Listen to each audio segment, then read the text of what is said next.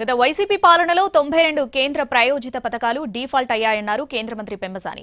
ఒక ఇన్స్టాల్మెంట్ తీసుకుని మిగతావి తీసుకునే అవకాశం లేకుండా 60% డబ్బులు వాడలేకపోయారని చెప్పారు. కూటమి ప్రభుత్వం వచ్చాక 72 పథకాలను మళ్లీ అమల్లోకి తెచ్చామని తెలిపారు. జగన్ చేసిన బకాయిలను చెల్లించామన్నారు. ఇంకా 20 పథకాలు వాడుకోవాల్సిన అవసరం ఉందన్నారు పెమ్మసాని. వేరే గవర్నమెంట్ స్పాన్సర్డ్ స్కీమ్స్ కి 40% కి పెట్టుకునే విధంగా కూడా అవకాశం ఇచ్చారు.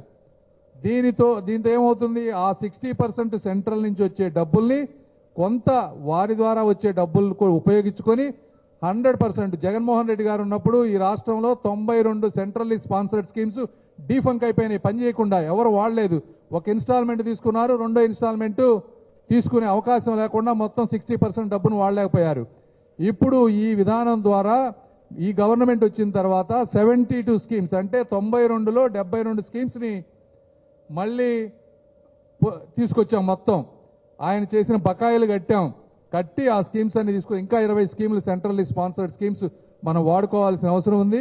ఇలాంటి సాస్కీ ద్వారా వచ్చే డబ్బులు వీటికి ఉపయోగించుకొని ఆ 92 స్కీమ్స్ని సమర్థవంతంగా